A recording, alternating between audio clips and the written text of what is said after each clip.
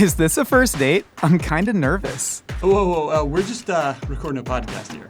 Yeah, we're literally married. Oh, Angela, I didn't see you there. This is a hot dog is a hot sandwich. dog is a sandwich. Ketchup is a smoothie. Yeah, I put ice in my cereal, so what? That makes no sense. A hot dog is a sandwich. A hot dog is a sandwich. What? Welcome to our podcast, A Hot Dog is a Sandwich. I'm your host, Josh Sharon. Joining me today are husband and wife cooking and baking duo Angela Kinsey and Joshua Snyder. Angela and Joshua are both actors who host a YouTube cooking channel together called Baking with Josh and Ange. And their cookbook, You Can Make This, is out now. Everyone give them a warm welcome to the podcast. It's just two of us. Look at those, Yay! look at those Shayna Punnams, those beautiful smiling faces on the cookbook. Mazel tov, by the way. Thank you so Thank much. you so much. We were pretty excited when we finally got it and got to hold it and look at it. Yeah. I mean, after so much time working on it, it was to actually hold the physical copy was like so. Yeah. So So gratifying. we had to So bring cool. one today to show you. I love it so much. Tell me about how that process was for you. What made you two want to write a cookbook together? Because I've been watching y'all bake on YouTube for years, especially, having former Office stars on there like Rainn Wilson, two friends of the show, Brian Baumgartner. Mm-hmm. Yeah, well, thank you for watching our YouTube channel. God bless.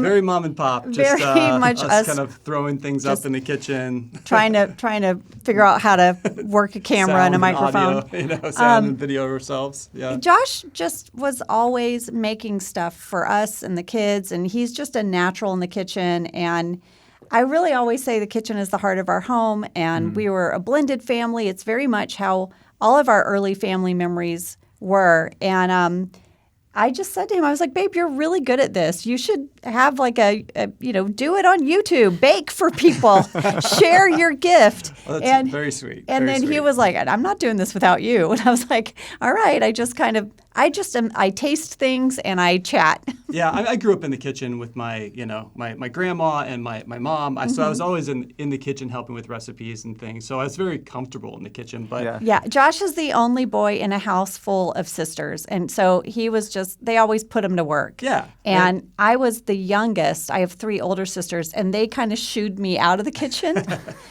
So that's kind of like our life experience. He was always baking, and I was just always being a goofball. Yeah, especially when we had when I had kids, then that whole love of baking and of creating things for them, especially I started with their birthday cakes and cookies. Yeah. And just I realized I really enjoyed it at that point too. And Well, also we would when your kids are little, for those of you guys that have little kids, they'll want a theme birthday. So it's like a Disney princess or Ninjago or something, and then Very big Ninjago and then phase you for the go and boys. you look at what those cakes cost if you want a really cool theme cake, and they're expensive.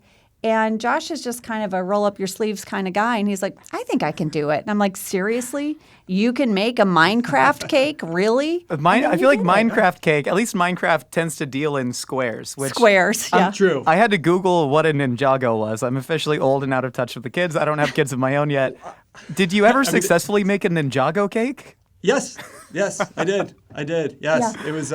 It wasn't too bad either. I mean, anything Lego is pretty, Yeah. blocky Yeah, to me, yeah, so yeah. it wasn't too bad. He also, though, one year, our daughter Isabel wanted, she wanted her first kind of big sleepover birthday, and she wanted like the party favor to be a pair of slippers for her friends, and so he made a cake that looked like a pair of pink fuzzy slippers, on top of the cake. Yeah, I know. I know. It's fun for me too, and I come by this naturally. My dad always made cakes Yeah. when we were kids too. Was he a And- professional baker at all, or was No, Just a dude just loving- kind of. I think they like the science of baking, and We also like you like to build Yeah. stuff.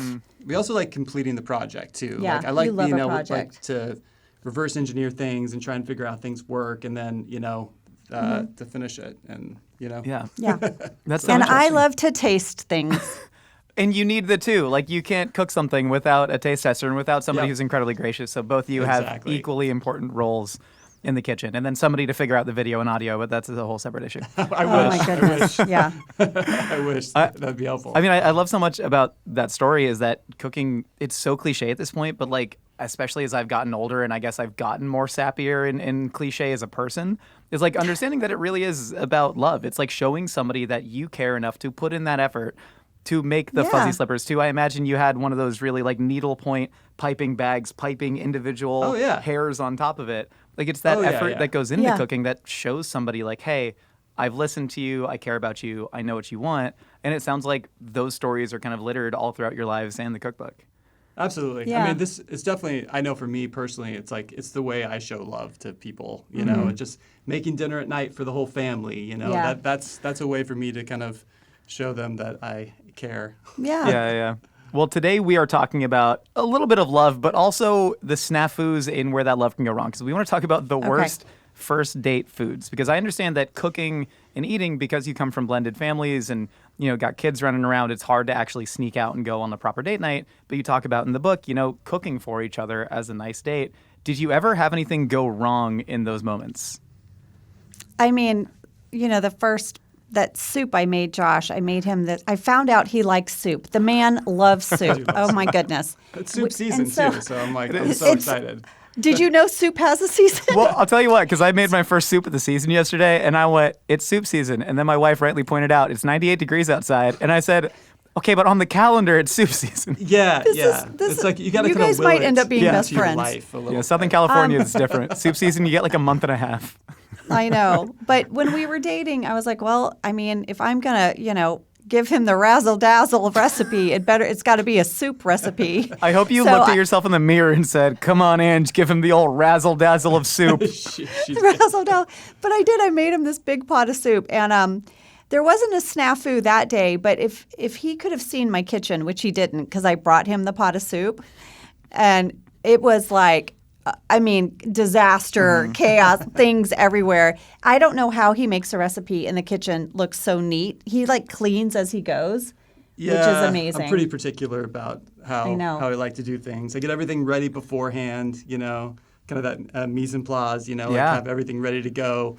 And then as I'm cooking, I'm cleaning. So by the time I'm done, it's like the kitchen's clean. My Razzle Dazzle gets everywhere. Okay, that's what A happens. little razzle here, a little dazzle there. When you Yeah. cook, it's like letting confetti go in New Year's. It just, Exactly. It's so But, funny. Yeah, I when I cook in the kitchen, and I haven't had a ton of actual professional cooking experience. I worked in kitchens for a little bit, but I've just been doing food media stuff forever. But I take such immense pride in the if you have time to lean, you have time to clean. And so like I'm cooking in my own kitchen, and I'm like, I have 30 seconds on that pan before I have to do the old saute flip. I can like rinse that, get it over in the drying rack. And so I appreciate the dogged mentality. But I also love the razzle I know. dazzle. He feels seen right now. Thank you. Thank you, Joshua. Anytime. Are there any like date foods that really stood out to both of you, like in your story, like things either of you made for each other, you know, maybe early on in your relationship where you're like, this is when I knew that, you know, this person was someone very, very special to me? Oh, well, I mean, that soup was a big one for me. I mean, honestly, like when But when she then gave me he- that then- soup, I was like, wow, this person gets me, and Yeah. I'm gonna get such delicious dinners all the he time. thought I was going to be like soup making gal, and I was like, I can make one soup. What was in the But- soup? Do you remember the details about the soup? Yes, I do. It's like a wedding soup.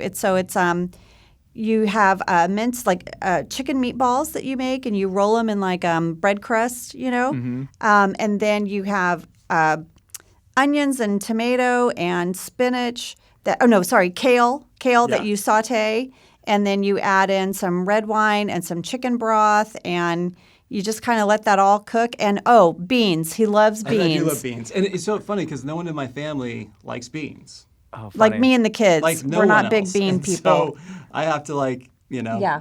make something different for Do myself sometimes. you like wait? Okay, so my wife is actually allergic to beans, but she also doesn't like them. And her, my mother-in-law lives right across the street. We cook for her a lot, and she also just doesn't like beans. I love beans. And so I like wait for my wife to go out of town. And that's my version of like going out with the boys is like I'm cooking a pot of beans. Let's do it. And I'm He going does that. Crazy. and I'm He does going that in on if- it.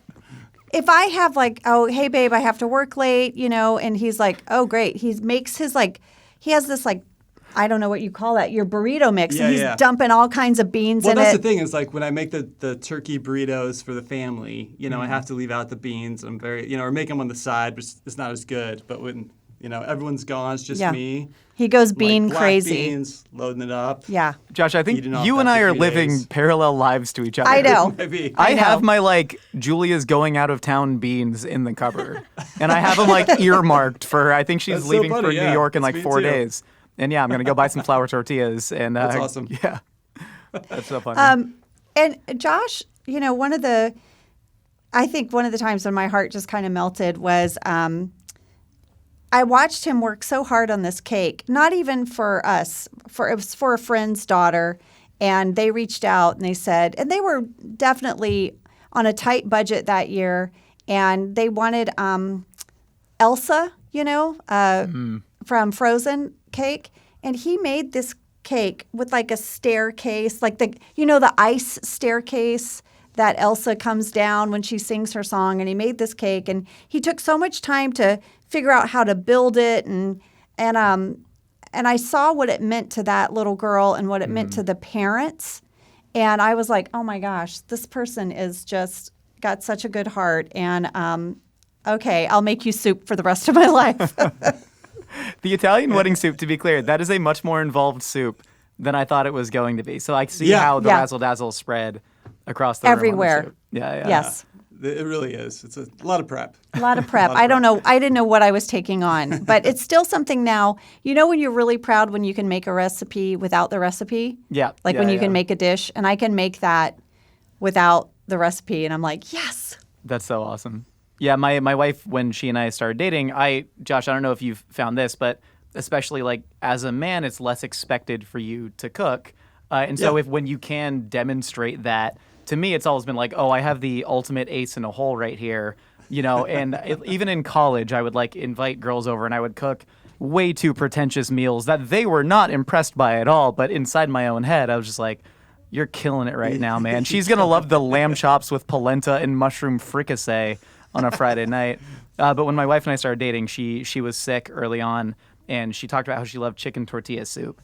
And we'd actually just shot an episode at my favorite Oaxacan restaurant where they straight up illegally import these beautiful toasted corn tortillas from Oaxaca. And so I saved some of those, and I just got the best chicken that money could buy, and chilies imported from Mexico. And I just put everything I had into this bowl of ornately garnished chicken tortilla soup. And she remembered it so much that she eventually made a hand-drawn portrait of it because she does art, and I forbid her from cooking because her Razzle Dazzle is extreme. There's a quarter cup of rice and raw chicken on the ground every time she cooks, and I don't know how it happens. But yeah, so that's I don't know, one of those things that lives forever in the lore of our relationship. So in the relationship, are you more of the person that goes behind her and puts things away? Because I know for me, the dishwasher is sacred to me. I'm you're doing it okay. wrong. It's if you're not doing it my way, you're doing it wrong. And Well- you can't do it my way. Well, so. what I didn't know until we were married is that Josh played Tetris as a child, and that's pretty good. He looks at the dishwasher like a game of Tetris. So he's like, bam, bam, boom, beep, beep, boom, beep, And I beep. also have those grocery bags that are the box grocery bags. So I prefer to bag my own groceries wherever he I packs go. it So I'm I got it. I can. Josh, I would can you say you have control issues? And Angela, how does that make you feel? Listen, I'm not going to bed every night being oh, can I please load the dishwasher tomorrow controlling night? things that are very insignificant to her. I'm so just I don't think it really great. makes that much of I'm a like, difference. babe, if you want the dishwasher, it is all yours. Enjoy. I win. When either of you are cooking, do you prefer to have help from the other person, or do you prefer to just be left completely alone? Because this is... I prefer company. Yeah. Yes. I don't necessarily need help. I'd rather I kind of have my system. So I do sometimes if I have a lot of vegetables to cut or something, I'll ask for help. But I prefer having people with me in the kitchen. Yeah. Yeah. To hang out. Yeah. I like to be, So run I'll around. get a text. We sort of did that thing where we converted the garage into like a home office kind of thing. So I'll be out there doing some emails, and I'll get a text from him that just says 5 o'clock. And that means I'm starting dinner prep. Come on in. But it's actually my favorite time because that's if you have a busy household and kids and work and everything, that's our time as a couple where we hang out, we talk about the day. We kind of have that in the morning over a cup of tea, cup of coffee, like here's my day. But that end of the day, especially like on like a Friday, you have a glass of wine. I put out cheese and crackers. I'm that person. I love that. And then we just chat, and he cooks, and you heard that right, 5 o'clock. So we have dinner like at 5:30. yeah, I was gonna ask that. Is that a kids thing, or that's just like a lifestyle change? well, it started as a kids thing, and but now we we're actually just prefer it. we're senior citizens now. We just are so used to it. But you know what? You don't go to bed full. You know that feeling where you eat late. So now sometimes we had a work thing the other night, and the dinner started at 8, and I was like 8? Who are you people? I will be respectfully not attending, as this does not fit the Yeah. lifestyle. Kind of. While we were at the dinner, my phone has the little chime at 10:30 that says, "This is your bedtime." I was like, Like, what are we doing? this is way too late. Listen, I yearn for those days as somebody who I can feel my age just rapidly ascending, roughly at the same linear rate that everyone else's is, but I feel like I'm feeling it harder, you know what I mean? The other day we Yeah. were shooting something and I tried to jump into frame and hurt my knee. And so I'm not athletic enough to film YouTube videos anymore. And so now I yearn for the days of 5:30 dinner as we still eat at 8 p.m. every night. Oh yeah, That's I rough. It's tough. couldn't do it. Couldn't do It's it. tough. Oh, you'll get there, buddy. You'll get there. Hopefully, God willing. I love what you said about having somebody to keep you company in the kitchen, because my favorite thing to do is not talk to my wife. Well, I like talking to my wife when I'm not cooking. I love talking to my wife. But when I'm cooking dinner, I'm generally very locked in, and I'm trying to really keep everything moving. But that's the time when she can complain about work. If any of Julia's coworkers are listening, she loves her job. But at the end of the day, she can just, I think in competitive debate, they call it spreading, where you just say as many words as fast as possible to try and confuse your opponent. And she just kind of spreads, and I'm there taking it all in, letting it wash over me, just trying to peel and chop carrots, and it's beautiful. Yeah. We both get what we need. I love that too. I mean, Wait. you like to talk too, so I do the same thing. I'm just kind of listening to her gossip. I and debate spread. I enjoy it though. Yes. I really enjoy it. I'm like, let me tell you, did you see those people that moved in 4 doors down? I mean, I don't know what they're thinking with putting on a silver gate. No one has a silver gate in this neighborhood. Just reading the next door and Citizen app updates. Yes. Suspicious person walking around. What are they doing walking in this neighborhood? What? Yeah. All right, we got to talk about the worst first date foods. I'm a terrible podcast host and forgot to actually talk about what the No, you're podcast not. is about. Stop. No. I appreciate you. That's great. Do you guys have any opinions about the worst first date foods? You know what? So you guys emailed us this prompt that we were going to talk about today, and I was actually cracking up at how quickly we both had very strong thoughts. And I don't think we've ever talked about it before, really. But I told him, I was like, I know what you're going to say. Because one time... I do have a couple, but this one in particular is really off-putting for me personally. So for our anniversary, we usually, Josh's mom is so lovely. When the kids were younger, she'd come out, watch the kids, and we would drive up to wine country. It's just like a 2-hour drive and stay at a little bed and breakfast kind of thing. But we usually are trying to get out of town, so we eat lunch on the go. We'll get sandwiches for the car ride. And we stopped at this little sandwich shop, and I said, "Oh, I'd love a tuna fish sandwich, on a Subway." And he was like, "I'm sorry, are we not kissing? Are we not kissing later? Are we this not whole kissing?" And I was like, trip or what? I mean, I would brush my teeth. I know, but He says it doesn't matter. it doesn't He matter. said it lingers. You still smell like cat breath. No. Interesting. Yeah, like the tuna fish. The for cat me, lady smelling like cat breath. Something about it, it lingers. So no tuna fish if there's going to be any canoodling. Wait, Angela, how would you feel if he had eaten a tuna fish sandwich? I guess I would just trust him to mouthwash. I don't know. This is a very good point. I hadn't thought it through. I would, but I would not eat tuna fish either. No, you wouldn't. So. I'm so glad you have strong opinions about this, because I have strong opinions about this as well. I've said something similar before, and our audience has gladly let me know that I'm disgusting and in the vast minority here. I have a weird pet peeve where I don't want my romantic partner to. This sounds like a fetish at this point. It's not. I don't want my romantic partner to mouthwash or brush their teeth before any canoodling. Because to me, I'm like, I sort of want this to be, Maggie's literally cracking up right now. I want this to be something that's like in the moment. We've both been living our full days, eating the foods that we've wanted throughout the day, whether it's a roasted garlic tuna sandwich, that's totally fine. You know why? I like roasted garlic and tuna, and I love you, and I love canoodling with you in your full self. Like, I swear to God, it's an actual pet peeve if somebody like, you start to kiss, and then they go 1 second, and they come back smelling like peppermint. I'm like, no. I want the spontaneity and the tuna. And I feel like this is very earthy of you. I know, it's it very sounds- like kind of like bohemian. So, He's like, I want to smell your Like smell. right in the morning, Yeah. all the morning breath, give it all to me. yes, actually, That too? Actually, yes. But I promise this is not. I'm staring directly into the camera here. I promise this is not like a weird fetish because there are those people that are like, hey, don't shower for 3 days. That's not me. That's not me at all. Yeah. I just want you to have lived your life. And actually, lived your life. Roy Choi, the chef, talked about this with Anthony Bourdain in the LA episode of, I believe, No Reservations or The Layover. Again, I'm confused. But he talks about how it's a lot more common in Korean dating culture to go for like a full night of drinking and eating like spicy garlic chicken gizzards and getting super full and then just going home and canoodling. And I love that so much. Roy Choi does not speak for all Korean people, but I love that because I don't know. Have y'all been in situations where if you were dating somebody, you'd go on a first date to a nice restaurant and then both of you were just completely holding back on your orders for like reasons of trying to be, proper, or trying to not smell like a certain way? I mean, clearly, I guess I don't hold back.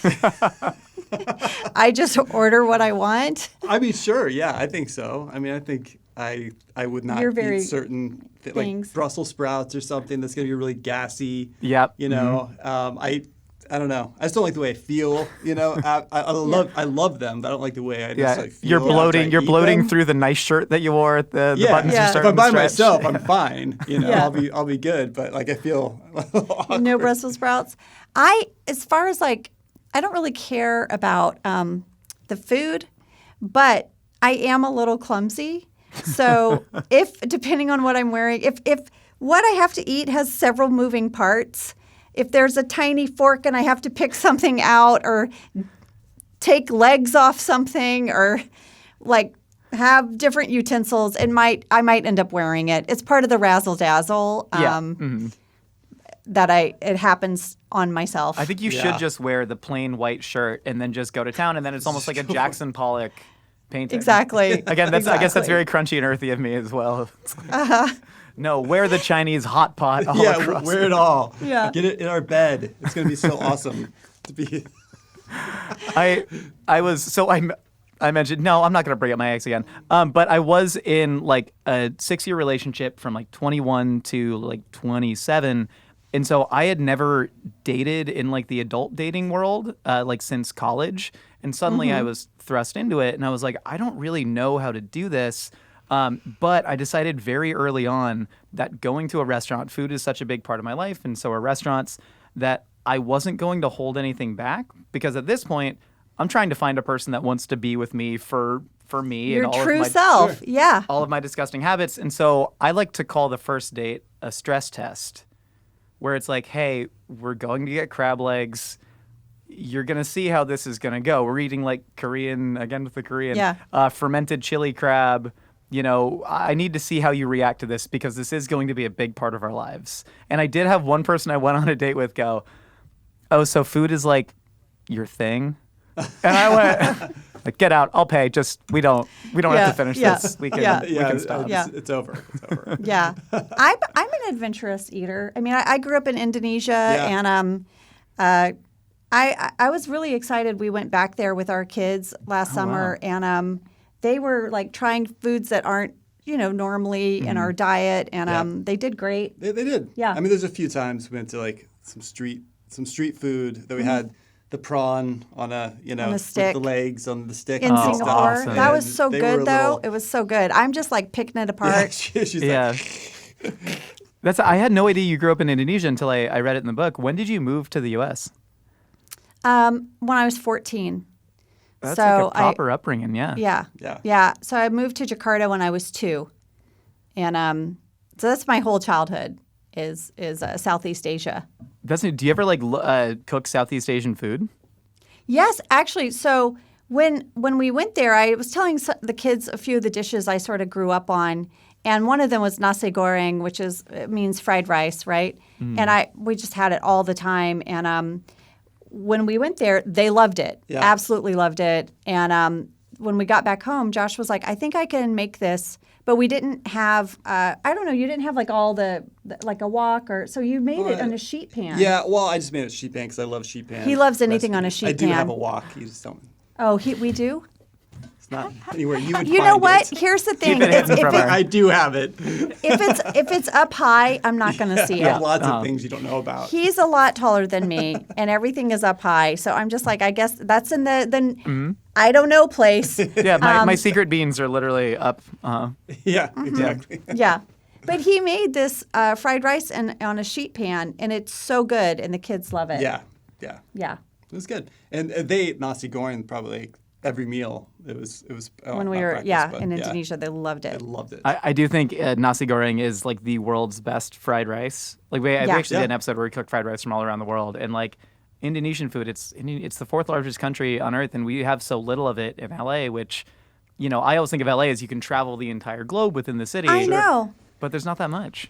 There's not. There was a restaurant in, I think, Culver City for a while. I don't know if it's still there, but depending where you live in LA, it's like like in traffic, it takes so long. Are you talking about pretty... Simpang Asia? Yes. Yeah. I think yes. Mm-hmm. I loved it. But I used to go. I went to UCLA, and I used to go there because we were in West LA. Yeah.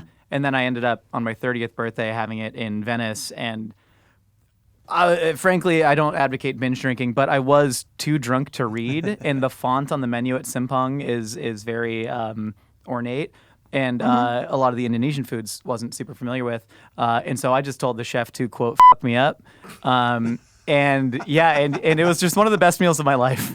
This dude just sending out anything. We handed him a credit card and said, "Don't know how much he charged us, but we were so happy." Oh gosh, yeah. That's amazing. Oh, it's making me want to go there. I hope it's still there. As of roughly 3 years ago, if my math is correct, it was still there, unless I inadvertently shut it down. Unless you closed it down. Yeah. I think we were pretty respectful, but Yeah. I think so much of like what foods to eat on a date comes down to: are you trying to present the best version of yourself, or are you trying to present the real version of yourself? And I'm curious where you two come down on that spectrum, especially in the early stages of dating. Well, it's been so long, I think, since we've actually dated that I would say like for you too. When I first started dating, it was probably like I wanted an enhanced version of myself. I wanted to clean things up and make sure I was doing the right things. But I think part of me actually is that way anyway. I find that I'm thoughtful about the other person. I feel like I think more about I want to sure they make have a sure good that they have a good experience. Yeah. It's less about me, but more about them. Yeah. So I don't want to do anything. It makes me happy to have them have a happy experience. Does that make sense? That's very you beautiful. for sure. Yeah. I feel like when I met Josh, I was just pretty much my fully realized self, and we were older when we met and had sort of worked out some of the stuff that you're trying to figure out in your 20s that spill over into your 30s. And I felt really good about myself, where I was at just in life at that time. And so I think I brought that into meeting him of just kind of like, this is who I am. And you get what you get. And I hope you like it because I'm good with it. Well, we also both had, we had kids. Yeah. It's so different. When we were living for them at that point Yeah, too. So for we weren't sure. really been looking for a partner. So it just happened so organically. And I don't know. Yeah. But food was a big part of our whole courtship, really. Yeah.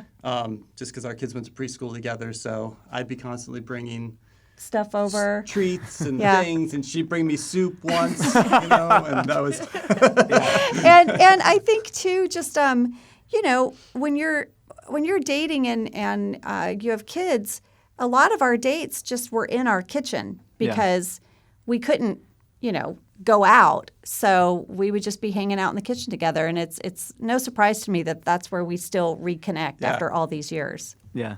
That's so beautiful. I think anytime somebody talks about food in dating, the food is always just, it's a metaphor. It's like a microcosm. It's are you listening to what your partner actually wants and needs, and are you communicating that right back? And sometimes what your partner wants and needs smells like tuna, and I think that's beautiful.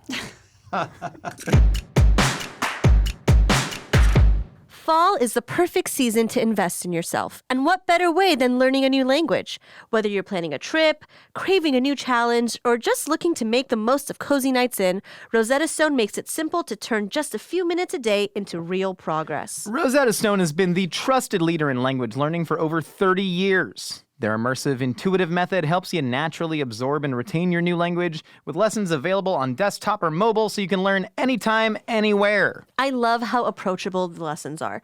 Bite-sized, easy to follow, and their true accent speech recognition gives real-time feedback that actually helps me sound more natural. It feels like having a personal language coach right there with me. And with 25 languages to choose from Spanish and French to Japanese and beyond, you'll find the one that fits your goals. So don't wait. Unlock your language learning potential now. A Hot Dog is a Sandwich listeners can grab Rosetta Stone's lifetime membership for 50% off. That's unlimited access to 25 language courses for life. Visit rosettastone.com/hotdog to get started and claim your 50% off today. Don't miss out. Go to rosettastone.com/hotdog and start learning today. All right, Angela and Josh, we found out what y'all have to say. Now it's time to find out what other wacky ideas are rattling out there in the universe. It's time for a segment we call Opinions Are Like Casseroles. All right, Angela and Josh, we have asked our audience for some of their hot takes about what to eat on dates, and I'm going to read some of them off to you. You ready? Yep. All right, this is from @JessieL9525. JessieL9524 was taken. Listen, the cliche growing up a woman is to order a salad on a date so that you look like you care about being healthy in your body. And I love salad, but I don't think I've ever been able to eat a salad gracefully ever in my life. There's always pieces of lettuce that are too big, or the dressing is too drippy, or there's an ingredient you can't get on your fork without either propelling it away or having to spoon it onto the fork. It just stresses me out so much. Great communicative writing with intonation in there by Jessie. Yeah. Yeah. Jessie, I would say order what you like to eat. Order what makes you happy. And I do love a salad. If you love a salad, order a salad. But yeah, you're right. Sometimes you try to put a fork in a crouton and it shoots across the restaurant. But I would say a tip, if you do want to order a salad, if that's what you like, is just to get the dressing on the side too. Because when And the cut up dressing's that slippery lettuce and dip everywhere it. and that Dip. splatters and stuff. Yeah. So if you can just dip it what you want in your fork, and then But honestly, Jessie, eat what you want to eat. Yeah. Let them know who you are. get the burger. Get the burger. Get the burger is like the absolute metaphor for dating. It's funny, if I went on a date with somebody and I saw them cut up their salad and dip it into their dressing individually, I'm not saying it's a complete disqualifier. This is what I do, Josh. Josh, I just don't think we're compatible. I think we have a lot of similarities, a lot of things in common. You never know. I just don't know if we should date. But man, that's so funny. Tidy, very tidy. Messy. As we've discussed, I am just completely disgusting, and I, again, would be my full self. I just love a wet salad, something that's just covered in some sort of like ranchy goodness, and I just shove it in my face, and it just paints the corner of my mouth, and you're gonna have to deal with it. But I get it. A lot of pressures on a date to order salad. Yeah. Yeah. This is a good one from @PB and Nutella. Great combo. The worst thing to order on a first date is that third drink. Oh, agree. I don't know. Josh is here. Josh is here. I mean, it depends what stage in my life it was. I mean, now that would be a terrible idea.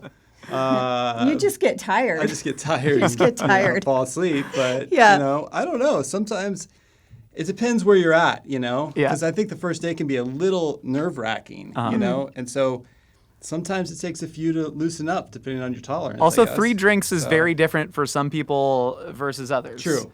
Like, Yes. you know, not to be the reformed frat guy with a heart of gold. I was never actually in a frat, but 20-year-old Josh is a lot different than, you know, whatever I am now. you used to pound him. But I will say you can tell a lot about somebody by how they drink on a date. And I will never forget, in my brief single adult dating period, I showed up to a date and this person had gotten there like 20 minutes early and they were already on their 3rd drink before I showed up. No. And they had the empty drinks on the table as I showed up. And I was like, oh, something's amiss. And then, yeah, we dated for like 4 weeks, and it was one of the most chaotic periods of my life. But again, that was 20s. That was 20s, Josh. Yeah. Sure. 30s, Yeah. Josh. You got to do that before you get to the restaurant. You got to I have a agree. couple before you go. Then Yeah. they wouldn't even know. You make yourself one drink while you're getting ready, trying to figure out your hair, looking at YouTube tutorials. Right. Yeah. And then on your way out, as you're going to see the Uber, you run back to your bar, take a swig, Sure. and then you go. Yeah. You and I, Okay, we're back. public We have the serv- same. Terrible idea. Public service announcement. Do not listen to 20-something Joshes. That's actually probably a very universal truth, if we're being honest. true. Yeah. Yeah. Our name attracts a personality type, and I'll leave it at that. Here we go. At Izuri123. Edamame when you've only ever had it served shelled before. This is a baby shoes never worn situation. So edamame when you've only ever had it shelled. So this person has never encountered edamame in the shell, Oh. and something must have happened. Like at a restaurant, like you just have it shelled, ready to like spoon. I guess like if you've had like if you go to like a poke restaurant and they'll just like Sure, throw sure. the, Yeah, yeah. the I guess loose, so, yeah. loose edamame on there. That's true. But like encountering a food that you've never eaten before on a date, that's actually an interesting conundrum. Yeah. I mean, I love edamame shelled because it's salty on the outside and it's so good. But yeah, a food you've never had before. It might be That- like the etiquette thing with it, you know, like where you discard it. Like, how do I do this? Do I take them out first and then put them in? Or Yeah, I do you just scrape do your it with my teeth? mouth? And... Yeah, I scrape the teeth. it's kind of like can't think of the artichoke too. Oh. Yeah, I oh. remember the first time I had an artichoke at a restaurant. I was like, I don't know. Yeah. What do I do? with Do I this? eat the Yeah. spikies? Do Yeah. Do I eat the whole thing or do I scrape it off? You know, I had no idea. The first time I had sushi at a restaurant, I picked up the whole green wasabi and put it in my mouth because I thought it was Champion. it was in a little container and I literally thought I was going to pass out. I was like, my eyes were watering. I could not get enough like to drink. I was like, Yeah, not a bad idea if you're No. going to a spot that might have edamame or wasabi and you're not familiar. Might be worth a Google. Yeah. might be worth Maybe- a Google. Yeah. maybe ask somebody before you scoop it There's up. actually, there's so much information now about, I feel like there's no excuse. You got to look it up. Yeah, If 100%. you're going. I will say I was not on a date. I was with my brother, and he and I are both really, really into food. And we went to a restaurant where they had a special that was like whole grilled fava beans in the shell. It was like a nice fancy restaurant, Okay. but hipster to where they would just serve whole grilled fava beans in the shell. And they serve them, and they look like giant edamame. I'd never seen fava beans in the shell. And we asked the server, hey, do we eat the shell or we take the beans out? And they go, and that pause let me know that they weren't confident. And they go, some people eat the shell. And we said, that's good enough for us. And so we're eating the shells and we're like, tastes good. It's a little stringy. And then the chef comes out and just looks at our plate of eaten shells and goes, oh no. And we went, oh no. What? Yeah, it turns out Oh we my weren't supposed to eat the shells. I was like, they're kind of hairy if I'm being honest. Oh my gosh. Did you have some issues later in the night? I think or I've was it- eaten. I think I'm like a goat at this Eating- point, where I've yeah, just yeah. eaten so much garbage. Oysters from shopping carts, chicken sashimi. I've done it all. There you go. It's indestructible. Ugh, but- chicken sashimi. Yeah, you don't need to find it. There's one spot that Yeah. serves it illegally down in Torrance. It's just fine. I have to go with the worst thing on a first date being very rich frozen custard. It was a stand with no bathroom nearby. Let's just say I never forgot the panic of that evening. This is about knowing your body and how it responds to foods on dates. Oh, I mean, Yeah, that probably didn't work out well later, right? I can't imagine it did. But Josh, you were talking about avoiding beans on dates or anything Brussels sprouts. Yeah, just anything that would make me like gassy. Yeah, for sure. Wait, was it frozen custard? Did you say? This is frozen custard. I'm guessing they are one of the, like the growing lactose- lactose intolerant community. Okay. Right. Got it. Yeah, I mean, I don't know. You got to avoid that, right? I mean, you got to not put yourself in a situation. Yeah. There's got to be like a sorbet place. I was going to say, a lot of places close, have great right? vegan options now. Yeah. Great vegan Yeah. So options. I think you kind of Know your body. Know your body. Yeah. Yeah. Yeah. I did. I think the only truly bad date I'd ever been on. God bless my date. She had IBS, and I didn't know that. And it had already been going really, really poorly. This is a person that I just met at the gym, and I found out that both being into lat pull downs is not a good foundation for a relationship. But she did have great form. But anyways, I'm like, at this point, I'm trying to kind of nuke the date. I'm trying to indicate that this is going poorly and we don't have anything in common. But I didn't have the courage just to say, hey, I think we should go our separate ways. And at some point she kind of like just goes, I have to go to the bathroom. And she grabs her purse and puts it over her shoulder and storms out. And I wait 8 minutes to see if she's coming back or if that was her just ghosting and leaving the date, which is totally fair play at that point because I was trying to nuke the conversation. But she left her jacket.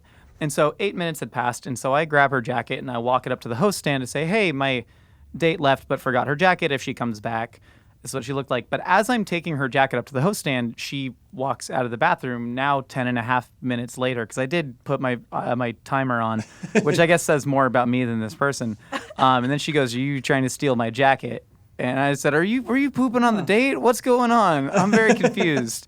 And then we parted. So the point is, life happens on dates. Yeah. Life happens. Oh my gosh. And I Was was it a trying to nice steal her jacket? jacket. It was nice. It was was leather. nice, right? Yeah, Yeah. leather You jacket. You wanted the jacket. It was all about the jacket. This is during like- soup season in LA. It was the 6 weeks. It was cold. You can actually wear a jacket. It was wonderful. Yeah. Oh my gosh. No, I think you just have to not take a risk with food on a date, maybe that could not go well for your body. If you have an allergy, this is not the time. Yeah. If things have not gone well for you before with that food group, don't do it. I'm all for trying new foods, but know your body. And you know what? On a first date, not a safe space. You don't know the other person. No. If you're going to need to go to the bathroom for 8 minutes, you got to do it with someone you love. Truly, because they might steal your jacket. They might try to steal your jacket. All right, this is an interesting one from Max B. LaFleur. Ordering anything from the kids menu. If y'all were on a date with somebody and they ordered... Okay, mean- no, I didn't. Now it feels like I'm attacking you specifically, Angela, and I feel bad. No. It doesn't bother me, honestly. It's cheaper usually, so that's always nice. Well, but here's the thing. So on the set of The Office, our amazing caterer, Sergio, sometimes the portions would be kind of big for me. So I would say, I would order a breakfast burrito, but I would say, can I have half of it? Because I don't want to waste it, right? I don't Sure. want to waste it. So it became a thing that you could order anything on the menu on the set of The Office and say, but I want it Ange size. And That's that so meant, funny. That's what he called it. That meant half a quesadilla, half a hamburger, Ange size.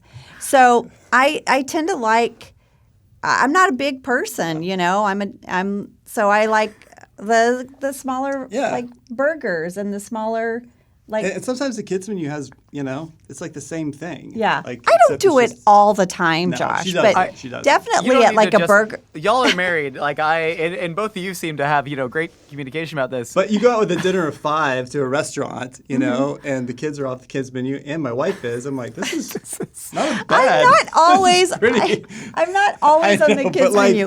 I But would say there've been situations I'm okay with this. Yeah. Bill is like definitely for me, breakfast or a burger type place, I love a kids menu because I don't need 4 pancakes. I'm Yeah? good with 2 pancakes. Yeah. And I don't need the giant burger. I'm good with the kids burger. You don't only order off the kids menu, but you invented the kids menu on the set of The Office. I guess I did. That's incredible. Yes, I did. I And want Sergio just, threw away the half tortillas No, that he she, didn't. didn't use. No, he didn't. He reused them for other things. the tortillas are living on a farm now, and Like, they're what am I happy. doing half a tortilla? I don't. I never Angela. thought about that. I didn't mean to start a fight here. Angela and Josh, y'all are absolutely incredible. Thank you so much for joining me today. Check out their book, You Can Make This. You got anything else to plug? No, just our cookbook. We love it. It's got like all kinds of amazing recipes. It really does. And speaking of Brussels sprouts, it's got a honey sriracha It Brussels does. sprout that is amazing. Oh, hell yeah. And it's got tons of like our just little family moments. These are all Those the are our recipes kids. that our family, our blended family kind of, they grew up on. Yeah. That we make in the house. Look at these beautiful cupcakes. And still Oh, make. hell yeah. Lots of desserts, Yeah. lots of side dishes, dinners, Family easy. stories and pictures and Yeah. all that fun stuff. And really, really great recipes. Josh worked for years on these. These are the ones we make all the time Yeah. and really good. Yeah, no, I can tell like how much love, how much effort went into this, how much you both really believe in it, and how much it means to you, and that really is awesome to see. Of course. Well, thanks so much. It was so nice to meet you. I feel like we need to go to Culver City and get some nasi goreng. I would actually really love that. That'd be fantastic. Can my That'd wife? be amazing. Can my wife come? Yes, yes. Cool. And then we can all brush our teeth after. No, Said we're not going to before- brush our I'll teeth. die before my wife brushes her teeth. To all you listeners, thank you for listening to A Hot Dog is a Sandwich. We got audio-only episodes every Wednesday and a video version here on YouTube every Sunday. If you want to be featured on the Opinions or like Casseroles, give us a ring at 833-DOG-POD1. Angela and Josh, you can also call 833-DOG-POD1. It's a really Okay. unexpected voice message. We'll see y'all next time. Okay, All right. bye. Good Mythical Evening is blasting off on October 23rd at 10 p.m. Eastern, 7 p.m. Pacific, so get your tickets now at goodmythicalevening.com.